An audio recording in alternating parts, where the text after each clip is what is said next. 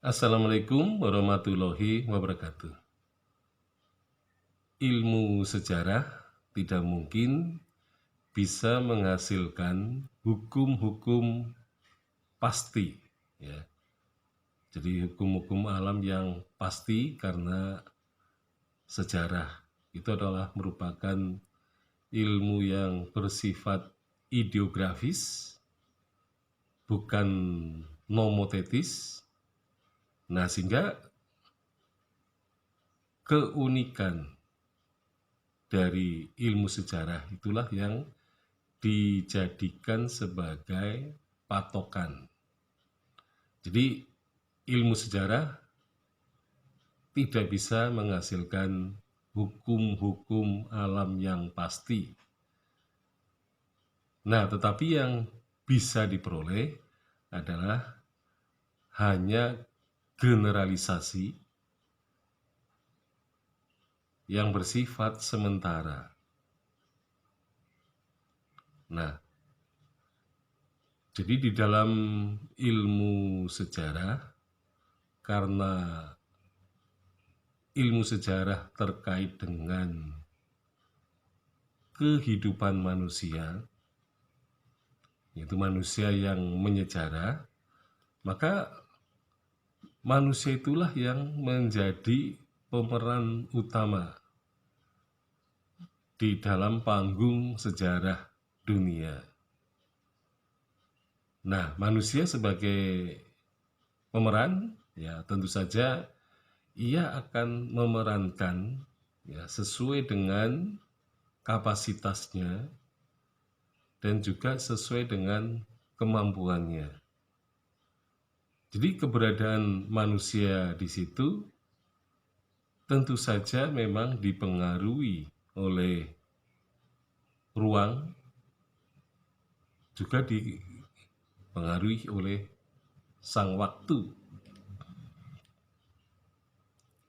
Nah, sehingga karena ruang itu dalam pengertian yang khusus, maka yang terjadi bahwa semua yang bisa dijadikan ya semacam simpulan umum yang bersifat sementara itu adalah karena faktor keunikan manusia.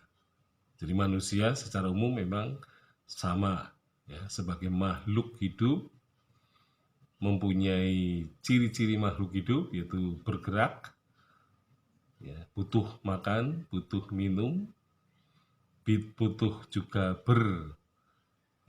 produksi. Ya, jadi itu adalah merupakan benda hidup. Ya. Nah, sebagai benda hidup, tentu saja masing-masing manusia atau individu-individu itu mempunyai karakternya sendiri-sendiri, baik itu sikap maupun perilakunya, tentu menggambarkan pengalaman hidupnya sebelumnya. Jadi mereka bisa berperilaku seperti itu karena berdasarkan pengalaman masa lampaunya. Nah, sehingga memang yang terjadi, manusia itu akan menonjolkan kekhasannya masing-masing atau keunikannya sendiri-sendiri. Nah, yang kemudian sifat unik inilah yang tidak bisa dicapai itu ya, terutama dalam bentuk hukum-hukum yang umum atau sebagai hukum-hukum alam. Jadi manusia pada dasarnya tidak bisa digeneralisasikan, tidak bisa disamaratakan, ya, karena masing-masing mempunyai tadi ya kekhasan atau ciri khasnya sendiri-sendiri. Nah, karena merupakan keunikan-keunikan, maka ya sifat yang ideografis ya, yang unik itu ya tidak bisa dijadikan nomotetis.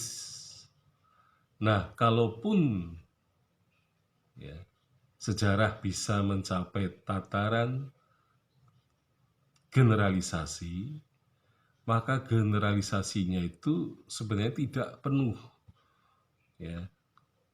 Jadi tidak penuh seperti yang diperkirakan, tetapi generalisasinya itu sifatnya juga mengarah kepada hal-hal yang khas.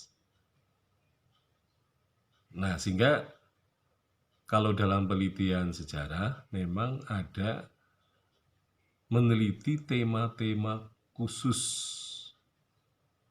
Jadi kalau tema-temanya khusus, maka bisa digeneralisasikan. Ya, karena memang generalisasi itu bisa disusun karena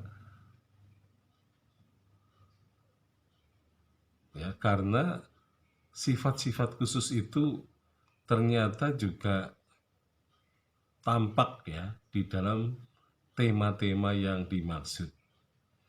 Jadi penelitian sejarah khusus ya, kaitannya dengan tema-tema itu, maka akan menampakkan ya sifat yang general, tetapi general yang khusus. Dan jadi kita bukan general yang umum gitu ya, tapi ini merupakan general yang khusus. Nah, kalau ini general yang khusus, maka memang sejarah akhirnya memang tidak bisa lebih mengarah kepada membuat hukum-hukum umum atau dalil-dalil umum, tapi yang bisa adalah disusunnya dalil-dalil khusus yang sifatnya agak general. Itulah yang bisa dijelaskan dari kekasan manusia, terutama dalam hidup menyejarah. Sekian, Assalamualaikum warahmatullahi wabarakatuh.